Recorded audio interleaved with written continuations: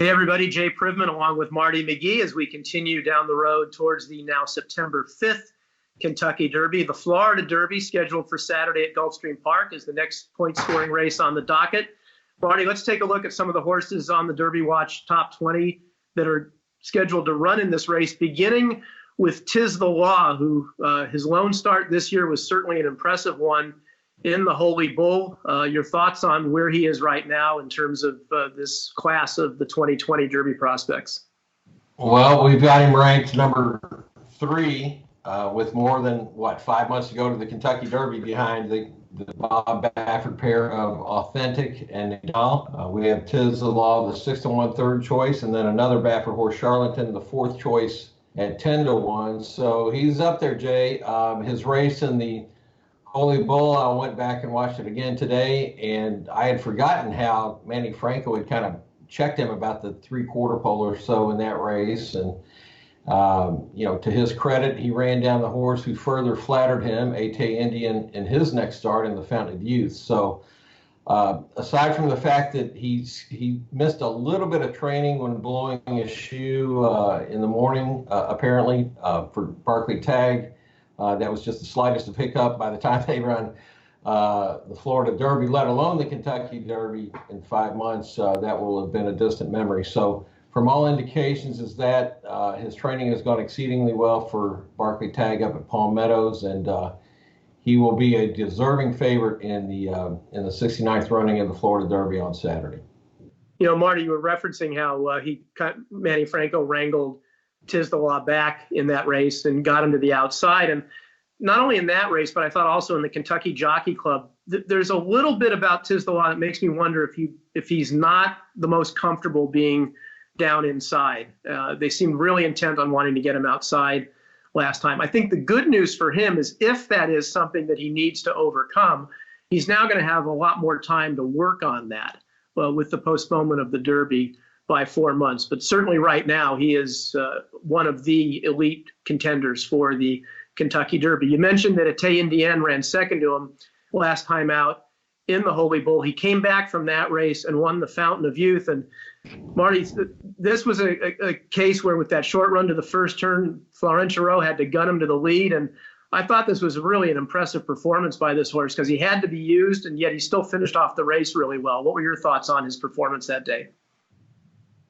Well, his performance that day was spectacular in that he got away so quickly. He caught a flyer, as they call it, Jay, from the outer post. And if you go back and look at the start of the Holy Bull, it was Tiz the Law who caught the real good start and not Ate Indian. And so the roles were kind of reversed, at least for a while, until Tiz the Law conceded him the lead in the Holy Bull. But you hate to think that the first 50 yards of a race are so critical, especially the way a Kentucky Derby is run, and especially with the fact that so many of these contenders this year seem like they are speed horses, those being Nadal and Charlatan and Authentic and some of the others. So, if we're going to put so much emphasis on the start, I don't know. Let's see how the Florida Derby's run in terms of the first opening furlong or so. They're supposed to have a pretty big field. We were hearing 13 before the draw on Wednesday. So, yes, the start will be important, but these horses, they are all going to have to learn how to finish up real well. And obviously both Tiz the Law and Ate Indian did in their respective victories here at Gulfstream Park in the prior preps. Yeah, I thought Ate Indian, it was just circumstances last time why they had to go. Short run to the first turn, you're drawn wide. If you catch a flyer, like you say, you just have to go on with it, and that's what they did. Another horse on our top 20 is Gouverneur Morris. This is a horse, Marty, I thought his comeback race at Tampa was workmanlike. It was a means to an end. One thing that's going to benefit him is he's got a lot more time now to be ready for the Kentucky Derby. They're going in the Florida Derby. At one point, it looked like he was only going to have one chance to earn enough points this year. Now he's going to have multiple shots, and he'll get more racing in, you would think. What you have been around this horse a lot. What did you think of his race at Tampa?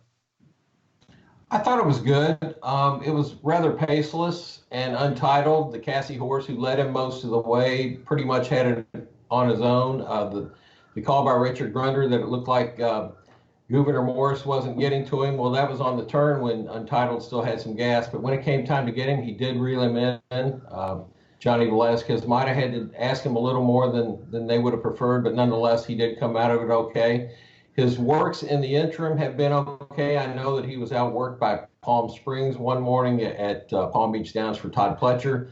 Don't know what to make of that. But, Jay, I don't know if they necessarily, Pletcher and Windstar and Team Valor, I don't know if they really wanted to go in this race or not, as what happened with so many of the other horses. They might have preferred either the wood or the bluegrass, but this being pretty much the only option left other than going cross country, here they are. So let's see what he can do. I think they're as interested as anybody, including us, as to how this horse might match up with some of the better 3-year-olds around this year. And the last one now that we're going to spotlight, scheduled to run in the Florida Derby, is Independence Hall. Marty, I think this is a nice horse. My concern with him has been and continues to be whether he wants much farther than 1 1/8 miles. He's got some pace. I'm not crazy about the way he finishes off some of his races. He's been a little anxious in the paddock beforehand. Not having a crowd at the track will probably help him on Saturday. He'll need to get over that by the time they get to the Kentucky Derby. I'm sort of betwixt and between on him. I think he's a nice horse, but he's not a top contender for me. What do you think of him? I kind of like him. I'm pulling for him. His races in New York were terrific. He did a lot of the dirty work in the Sam Davis, his last start, when he ended up getting eaten up by Sole Volante. But, our colleague Dave Grenning wrote something to the fact that, man, he's going to really like this on Saturday when there's nobody in the stands, because he gets a little bit fretful. Won't be that way for the Kentucky Derby, but nonetheless, he's another speed horse type, Jay, like we mentioned with Authentic and Nadal and Charlatan and Etienne and all of them. My Trombetta's job for the next 5 months is to get this horse, if he is willing to settle off the pace, and a good place to start would be Saturday in the Florida Derby. Well, that's our look at the Florida Derby scheduled for Saturday at Gulfstream Park. You'll also hear at DRF.com find a recap of last week's Louisiana Derby and how that race impacted the current Derby Watch Top 20 that Marty and I do.